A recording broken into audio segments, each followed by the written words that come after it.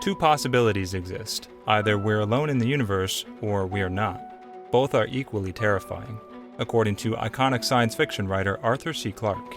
If we assume we are, this will be an extremely short video. But what if we're not? Are they tall, short? Little green men is certainly not an accurate depiction of extraterrestrial life, if it exists. But what is?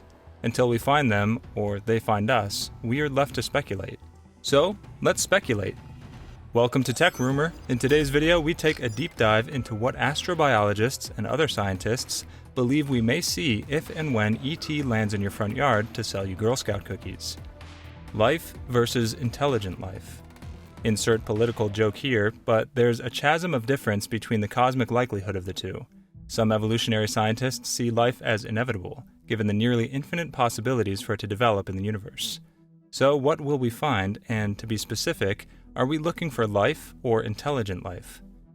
Green ooze notwithstanding, the numbers game and septillions of stars strongly suggest life exists elsewhere.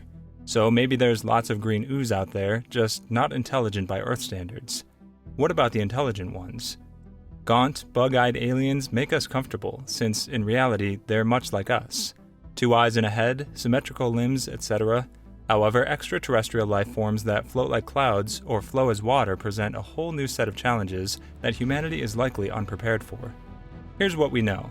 Even in our Goldilocks zone on Earth, different species evolved in vastly different ways, considering they all originated right here. And how many environments are there among the estimated septillions of stars? Exactly. The search for extraterrestrial intelligence is a search for ourselves. This classic Carl Sagan quote may be existentially true, but surely our first encounter with extraterrestrial life will not be like looking in a mirror. And honestly, all those aliens Hollywood throws at us look like us because the person in the alien suit looks like us. Even when they're CGI, the CGI is made to look like us so we can empathize with them. Perhaps ET will be an insect. After all, they are by far the most successful species group on Earth. And with large enough brains and survival capabilities, they could certainly evolve into intelligent creatures. Mobility is a requirement, and insects have that down pat. Manipulating tools seems to be necessary, and multiple Earth animals evolve this ability. Also, there are only a handful of ways to be mobile. A planet with an atmosphere invites flight, and aerodynamic principles are rather simple, rigid structures with membranes to generate lift.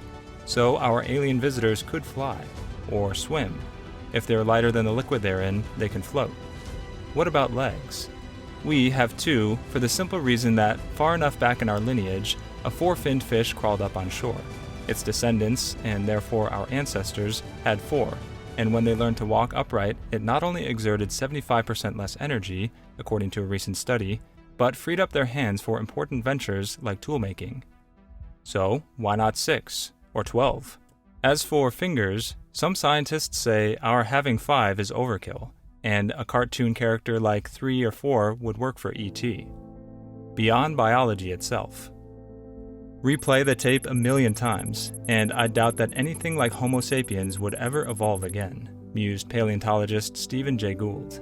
Even our one planet, if life started all over again from scratch, it would be subject to unpredictable mutations, differing conditions, and the sheer luck of random chance. But more and more, astronomers and astrobiologists suggest that what we encounter from intelligent beings will not be the familiar ramp extending from a spaceship and extraterrestrials shuffling down to the ground. As SETI, Search for Extraterrestrial Intelligence, Institute astronomer Seth Shostak explains, sheer time and distance may preclude our organic neighbors from making personal contact. It's not like the hatch would open and we'll see a strange alien paw come out, Shostak said. It's more likely to be a robotic arm. In fact, that robotic arm may be the extraterrestrial itself. Any aliens that trek to our planet are unlikely to be carbon-based life forms, Shostak explains further. Their cognitive abilities will probably not be powered by a spongy mass of cells we'd call a brain. They will instead be beyond biology itself. Biological passengers on a spaceship from elsewhere will likely not be attracted to the ages it would take to traverse to Earth. The laws of physics are called laws for a reason. Unless we're dead wrong, they apply nearly everywhere, black holes excluded, of course. But a post-biological artificial intelligence would not have those limitations or concerns, and thus may be the creatures we encounter, if and when we encounter them. Like meeting an intelligent alien. NASA makes a great point when it proclaims that knowledge of likely extraterrestrial life begins with a study of extreme life on Earth. Consider the octopus. Humans are closer in relation with the dinosaur than the octopus, and the octopus's brain is vastly dissimilar to ours.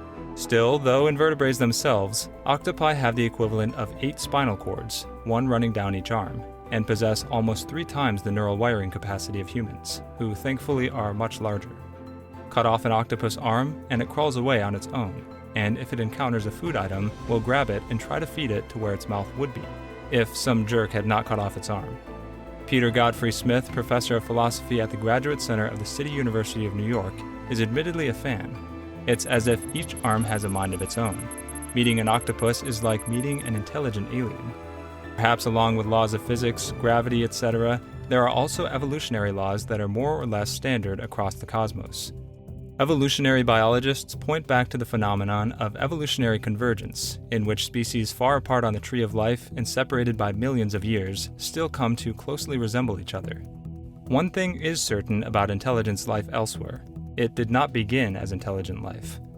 A complex life form still begins simply, and evolves by keeping favorable traits and shedding the unfavorable, natural selection.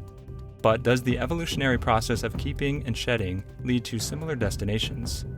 Take birds and bats.